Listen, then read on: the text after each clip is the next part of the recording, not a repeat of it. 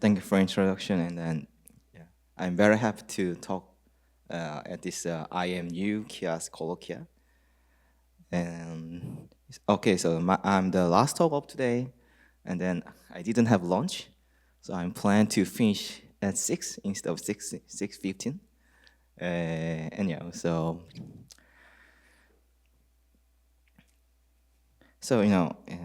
as far as I know in colloquium, the first 5 minutes is the most important. So this first slide includes all the information I will deliver in following 45 minutes. So you can see that this is a middle school physics. If you have those kind of mountain and then put a ball at the peak A and slightly shift it, push it, and then it will go to B at the stable point. Okay, that makes sense. And then if you have this kind of surface, and okay, I put my ball at the point C, and then push it, and then you can see that it will arrive at D, the saddle critical point. And of course, in math and ideal physics, it will stop at D because of symmetry. But in the real world, it's impossible. It definitely go drop from D to backward force because there's no symmetry in the real world. So of course, if I model this as by PDE, I have to use the Newton's law, F equal ma, and a is acceleration. I have to take a derivative, the position by t twice. There's a wave equation, but it's very difficult for me. So I would like to just think about very simple equation, the gradient flow. So so on the surface, I would consider the height function f.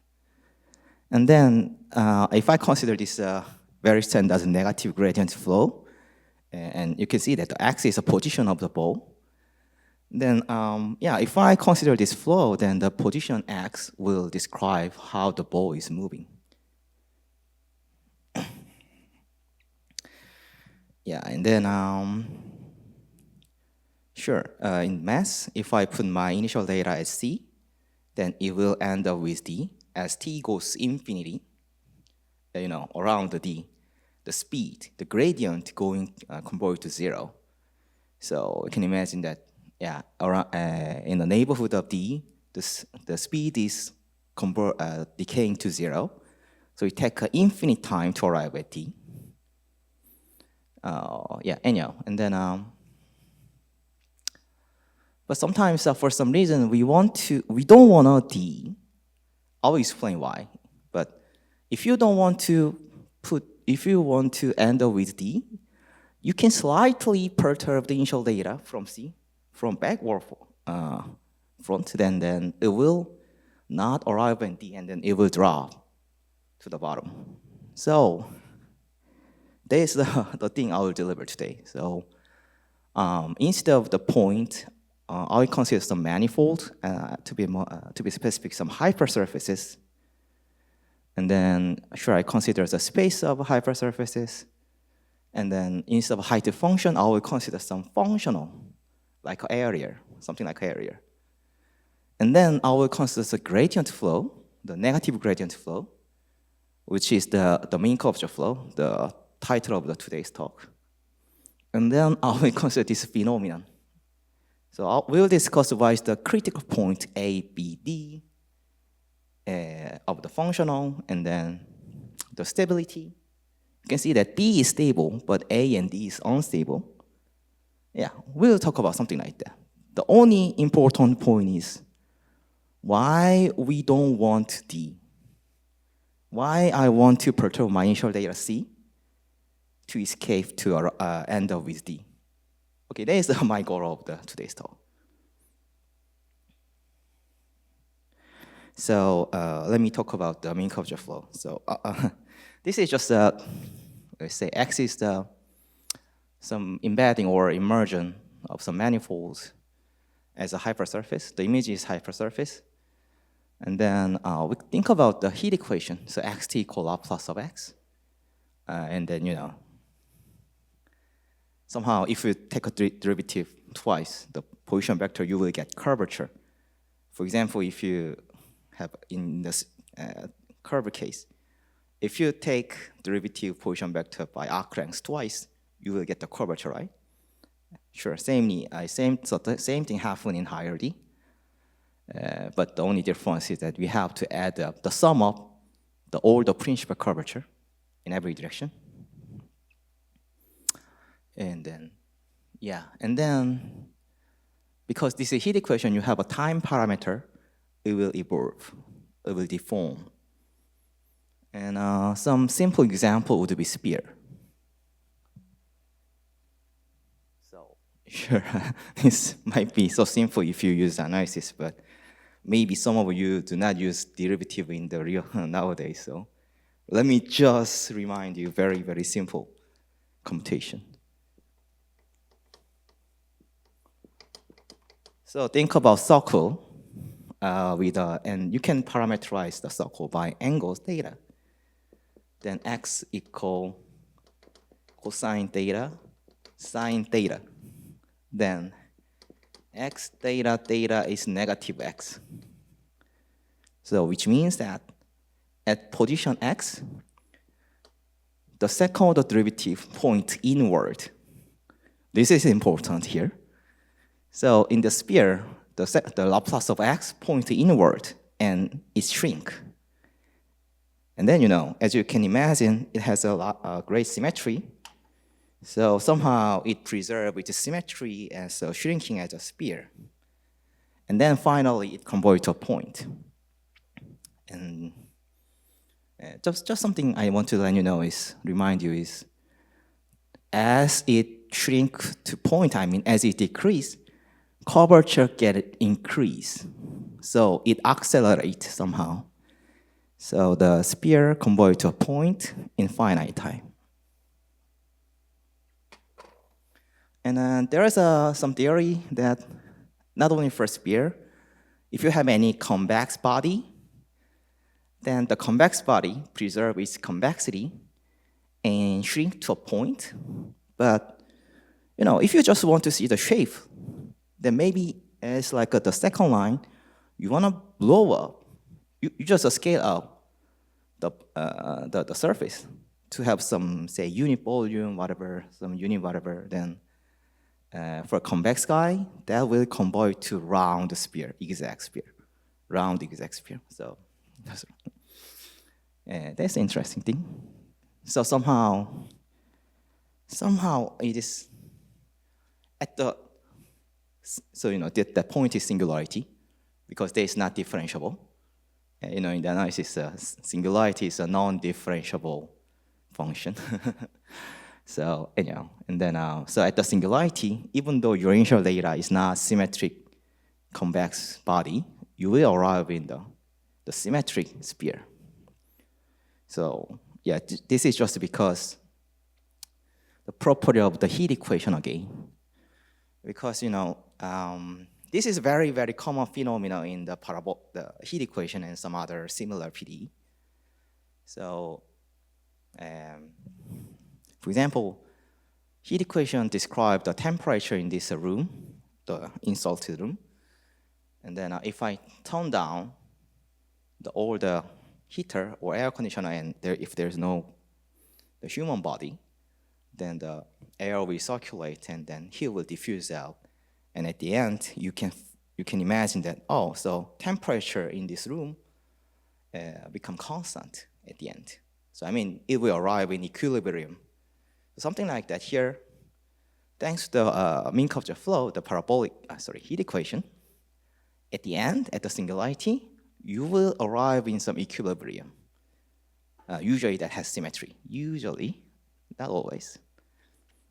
And then anyhow, so it would be great if you have some topological sphere, and then if we end up with a round sphere, that must be great. But of course, it's not true usually. So for example, if you have this so-called dumbbell-shaped surface, then somehow there's two principal curvature, and then the curvature is turning around the neck has a large curvature, so the neck shrink faster than the other side. Then, like this picture, the neck will collapse to a point first, and will disconnect. So you have a singularity before it disappears, but it's like the sphere case. If we blow up this flow centered at the singularity, then in this case you will find out the round cylinder, at the singularity. So again, you will find the equilibrium at the end.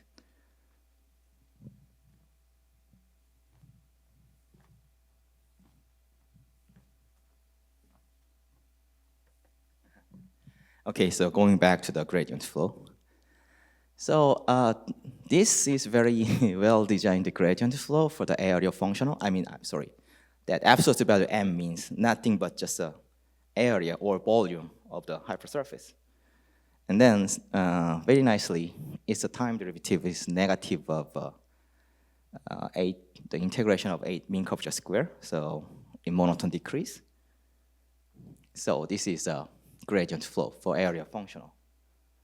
So looks nice, but somehow this is not so useful to study singularity analysis because, at the sphere case, at the point when you convert to point, sure, point has no area, so it converts to some zero area thing, and then I cannot see anything. So instead of the mean curvature flow, I would like to consider that rescaled flow. Rescaled means some flow with this blow up. So I mean around a single time, a single point, I would like to keep blow up the flow to how the singularity look like. So this is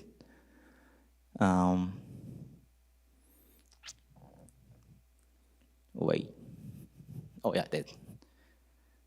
Oh my God. So okay. This is my rescaled flow. So I use the other time parameter tau, but there is my mistake. So sorry. There's a x hat equal blah blah negative half because I want to scale up. Okay, typo. So anyhow, if I consider this rescaling, the blow up picture, then the solution, the equation changed to that. And then this one is still a gradient flow, some weird functional.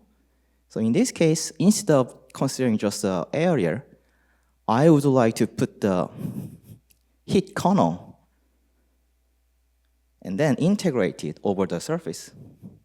Then this still satisfies this monotonic formula. So this is again the gradient flow with respect to that Gaussian density area, whatever. And then again, so you can imagine that at the end, and then maybe, so you can imagine that when it, at the tau negative plus infinity, around the singularity, this h minus blah blah square would convert to 0 because the Gaussian density area is positive, so it cannot keep drop. So because it has a lower bound 0, so the speed, this dropping speed finally converging to 0, which means that finally this second integration converges to 0. So I mean at the end, at tau at infinity, this h minus half x dot nu is a normal vector, converges to 0. And then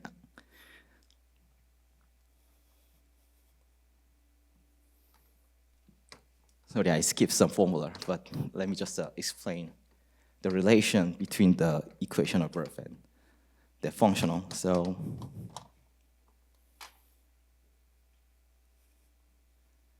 Laplace x minus half x equal negative h nu minus half x. This is identity. And then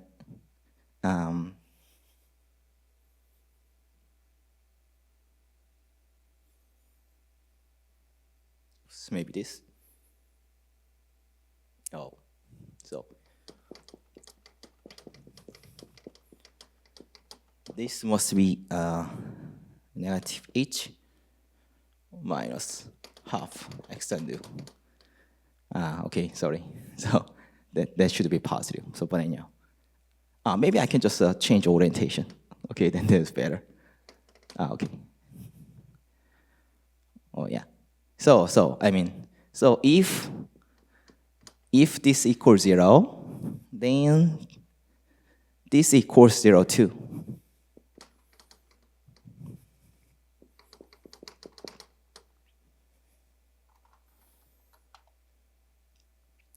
So which means that basically this h minus blah blah square is x tau square. So which means that at the end, x tau converges to 0. So it will converge to some surface which is static, which does not evolve. And then, so we can think about some limit surface sigma, which satisfy this Laplace x minus half x equals to 0. Then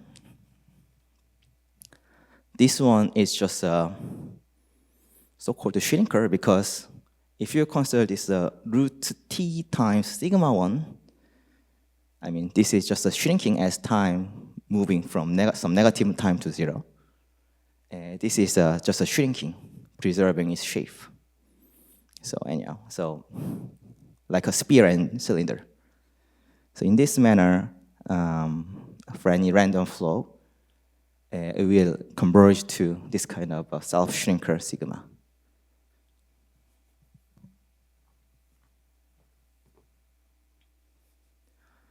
So as you can see that at each singularity, the flow converges to shrinker, which is basically the critical point of that functional, the Gaussian density functional.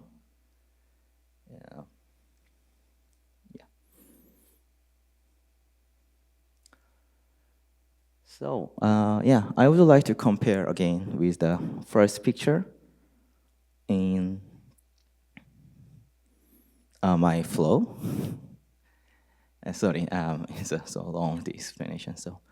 So again, that F is basically the second picture. So somehow the height function F of the second picture would be just x squared minus y squared. And then it's a Hessian, especially at the origin, maybe. Sure, this Hessian is constant here, though.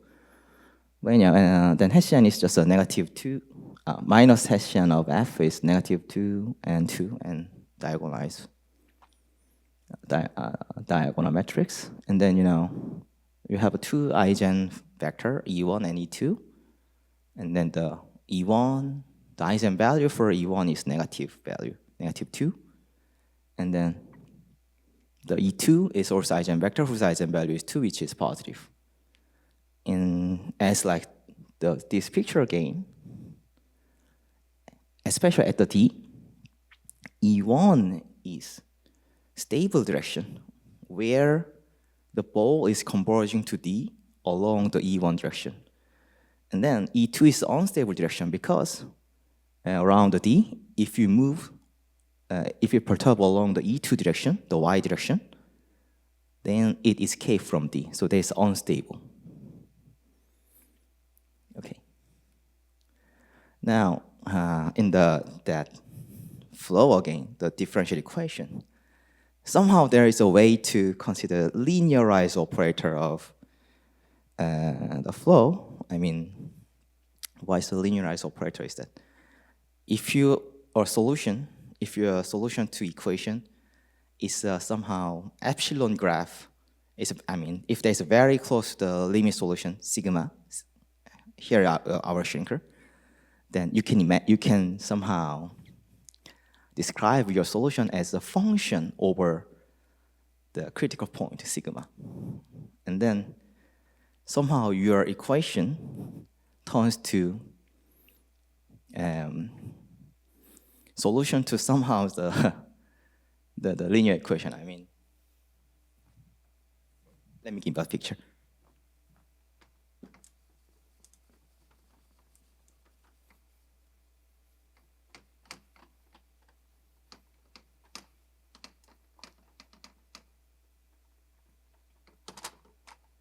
So if your shrinker is sigma, is this torus, then suppose my solution m tau is a graph over sigma.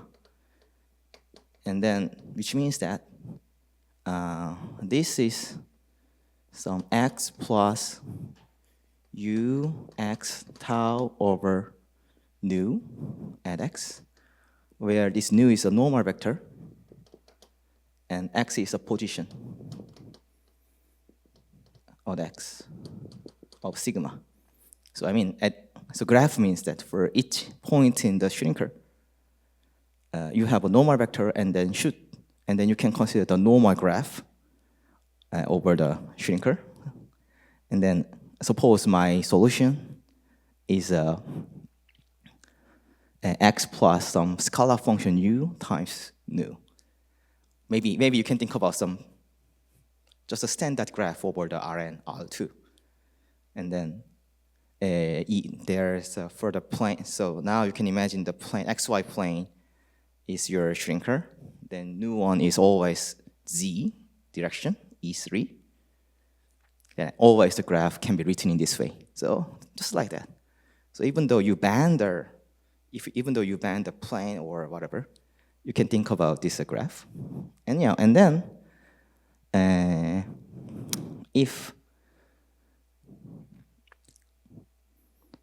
then actually somehow you can see what is the equation u satisfy, and then you do the Taylor expansion, then this u satisfy.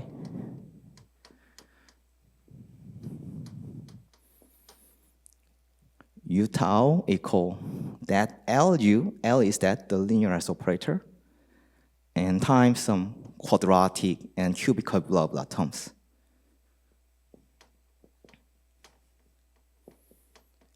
I just did a Taylor expansion. And then L is just a first order expansion. Sorry. Because I just come with that this linearized operator is pretty common in PD, but maybe not familiar to you. And so there's a linear operator, and actually that L plays the role of the Hessian of F exactly, negative Hessian of F. And then here, something very weird thing in the mean curvature flow is you always have some unstable eigenfunction, the mean curvature and coordinate function. And sorry, I don't have enough time, so if I just skip. Somehow they are not important. So because when I just consider this rescaled flow, I always choose some center x naught and t naught. But if I fail to choose the correct singularity x naught and t naught, and if I just choose some nearby point, then the mischoice of a center results in the h and the coordinate. Sorry. So somehow, if I have that kind of perturbation along h and coordinate, then I can shift the center, so I can kill them. So this is somehow removable. So anyhow, so because this is meaningless somehow geometrically, so we can define the stable shrinker sigma if it does not have the only unstable eigenfunction of this L is this h and xi. Then we call this is a linearly stable. Otherwise, we call it linearly unstable.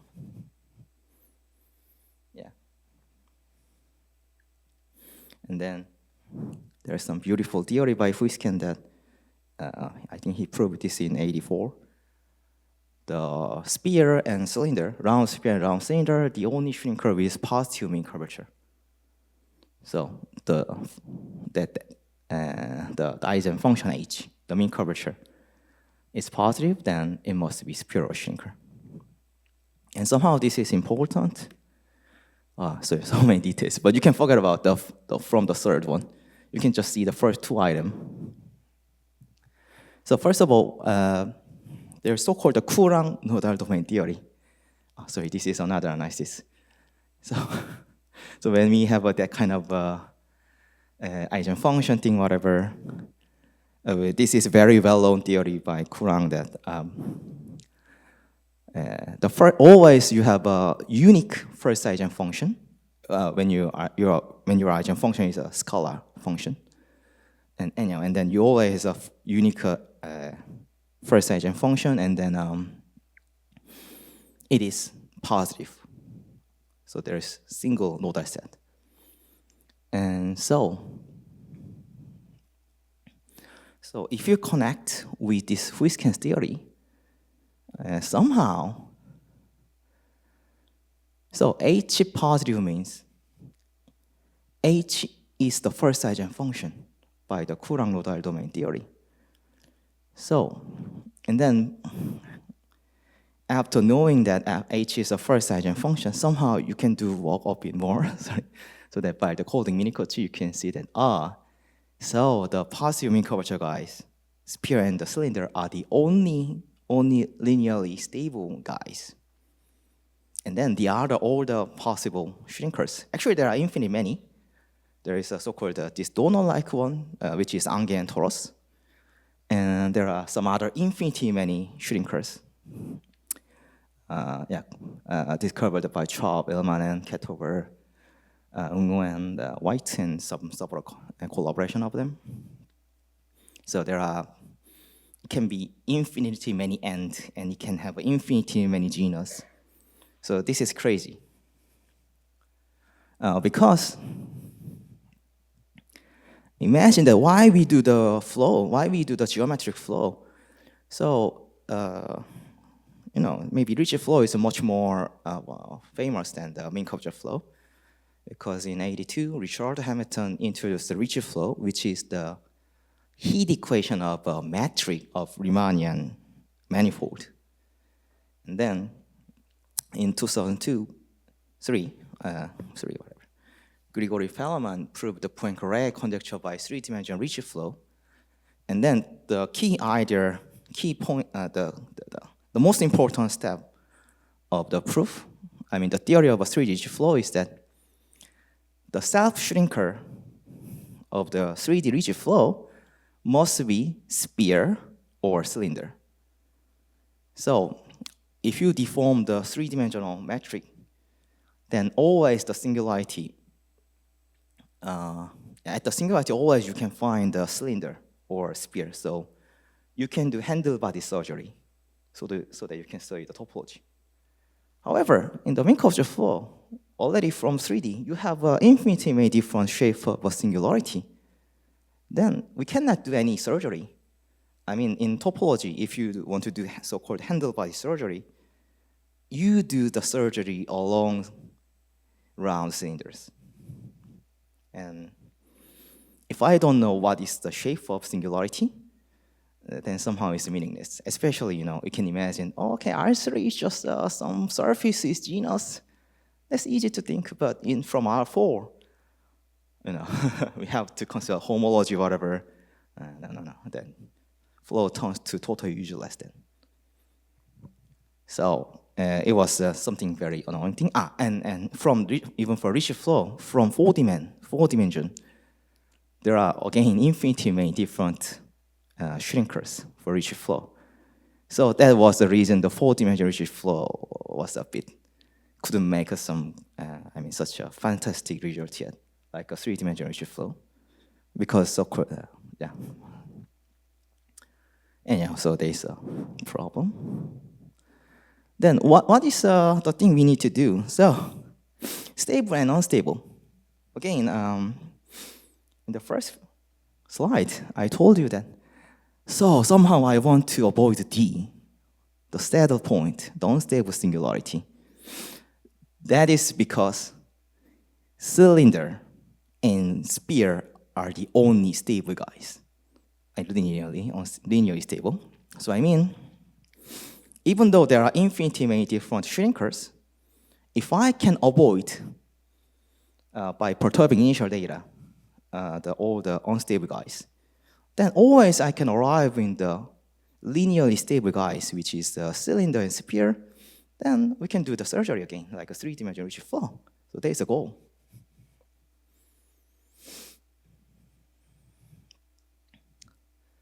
And sure, I did it in R3, not in R4. But in R3, I show that with the Chodosh mounted lens. Should say that always you can perturb the initial data just a little bit, so that I don't need to change topology of initial data. I just perturb by epsilon for arbitrary small, so that they have the same topology, but still my perturbed flow, I mean the flow from the perturbed initial data, only develop a cylindrical or spherical singularity. It's like a 3D rigid flow. And the perturbation is that, so this is a typical example. So their Angian donut is the shrinker. So that donut just shrink to point, preserving its shape.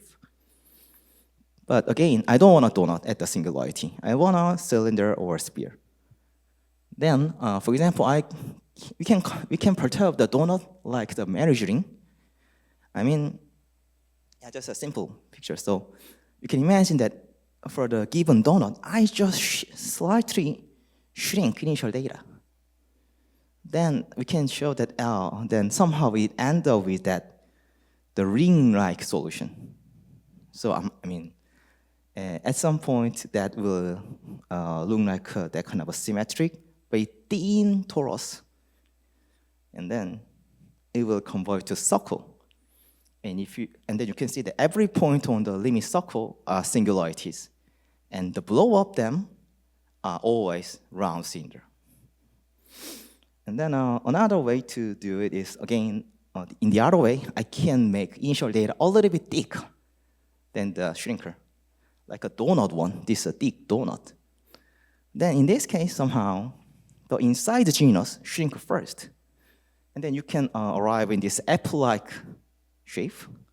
And then in the center, you will get some isolated singularity, just a single singularity, whose blow-up is a cylinder in the vertical cylinder, not the horizontal cylinder like that. And then you can cut, the flow cut this cylinder, and then become real apple, and then at the end, it will arrive sphere like a point.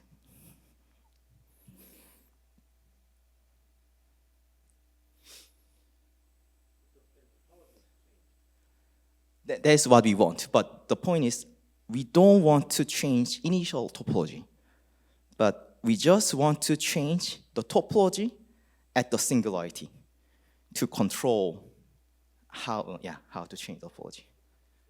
Yeah. And sure, it's so long. I sketch of idea to do it, but I don't have enough time. So, okay, you don't need to do it. You don't need to look at this. Just the very important point is just the very simple way to perturb. I mean, not only for donut. Always, whenever you have a shrinker, then you can perturb like this margin or thick donut. You just perturb initial data to one side. So I mean, your perturbed initial data does not intersect with the initial data. Then somehow, like this phenomenon, you can find some solution, a flow, which only develops a cylindrical or spherical singularity. Sure, there's a long reason you can do it, but maybe this is too technical. So just just a key idea is that finally the reason you can do it always is that somehow if you consider sequence of initial data which convert to that initial data, but they are all perturbed from one side, then somehow you will find out some flow which exists from the negative infinity. Somehow, yeah. You keep over your sequence of flows together with the original flow, then you will find out some solution which exists from negative infinity, and that never touch the shrinking given shrinker. And then somehow we can show that is all. I mean, that means that always stay one side of the shrinker. So, and then somehow, and then somehow we can see that at the backwards negative infinity time, that convert to the shrinker sigma. But I mean that it converges, but stay one side means this function u is positive. So at the end, somehow this is an error because u converts to 0. So you will end up with some u tau, we call Lu, whatever, and then somehow we can show. So u must be some time function times some space eigenfunction, but the eigenfunction must be positive. And then, sorry, that is long. And then again, the positive eigenfunction must be first eigenfunction. Yeah, so somehow we can show the uniqueness. And then, and in other words, if you think about how the flow looks like, that moves along the first eigenfunction, positive eigenfunction. So it always have a positive speed after rescaling, so it foliates the space. Sorry, and then if you have a singularity of that flow which foliates the space, any singularity of the flow has a positive mean curvature, and there is a sphere or cylinder. Sorry, sorry, I had another time to explain this procedure. But anyhow, so there are some very magical connection between positiveness of first eigenfunction. Yeah, so to make a relation with positive eigenfunction, you perturb in one side. Yeah. And then the one side, the perturbed guy always has a positive mean curvature at the singularity. So that must be sphere or cylinder. Sorry. And then just a last slice. There's still remaining some important step along this, which is perturb at cylinder. I mean, in this picture, okay, this apple-like one is very nice because you have just two singularity, one isolated cylindrical singularity, and one spherical singularity. So you only have two singularities, so you can count how many times or how they can change the shape. But think about this measuring. You have uncountably many singularity. Of course, here is R3, so it's easy to think about the topology. But for example, in R4, you have those kind of infinite many singularity, then it's impossible to study topology again. We need to do the surgery only finitely many times. So somehow that measuring is still some bad guy. We need to avoid it. So we need to perturb the measuring again to make it have only finitely many cylindrical, spherical singularity. And then something annoying thing is that if I perturb the cylinder around cylinder by one side along the first eigenfunction, why is the first eigenfunction? That is mean curvature h, but h is constant all over the cylinder. So perturbed by constant is meaningless. Then you get another cylinder. It does not change any shape. So in the cylindrical case, and actually spherical case as well, perturbed by the mean curvature. First eigenfunction is perturbed by constant. It never changed the shape. And we don't have any nice information. So for that, instead of the constant, the mean curvature, we need to consider, again, the cylinder has h and the xi is meaningless, so we need to see the what is the first non-trivial eigenfunction, that is y squared minus 2. And if I perturb initial data, my flow, to make it move along the y squared minus 2, then that one has isolated singularity, isolated cylindrical singularity. Heuristically, if this is your limit shrinker, and if I perturb it to have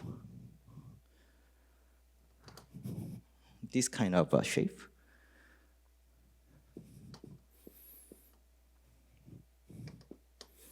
and this is y and this is theta, and suppose my profile function is similar to y squared minus 2, then it opens up. So you can imagine that, oh, this looks like some dumbbell shape, bigger again. So actually this converge to actually develop isolated singularity. So there is no accumulation of the other cylindrical singularity. So the goal is to perturb initial data to get another perturbed flow, which moves along this y squared minus 2 at that, considering the cylindrical singularity. But unfortunately, at this moment, we don't have an effective rule to do it yet, because this is a very, very nonlinear flow, a nonlinear differential equation, and then, actually there is there is already very good study in the way to avoid that kind of some constant singularity, whatever. To make the solution to follow the other random eigenfunction, which is done already in PDE, like a semi-linear heat equation or whatever. But, that is the case, that the solution is a graph, function, because there's a theory in PDE. But unfortunately, this is a geometry, so we don't know whether my flow is an entire graph over sigma. You have a crazy topology outside. So you have some effect from outside. So but still there are some way to do it, I think. So I think there are many groups working toward this, and they already make a partial progress. And I also do. But I think this can be done somehow in the near future. But this is the current important research project in the geometric flow. To any dimension. But sure, this is the for simplicity, I just wrote it for R3, like this simple cylinder. But actually, you can do it for any dimension. Like, for example, if it is R2, then you can imagine the absolute value of y. Y1 squared plus y2 squared. Thank you for the question. There is one of the current important risk topic everybody doing. Many people is doing here regarding the perturbation theory. Okay, let me stop here.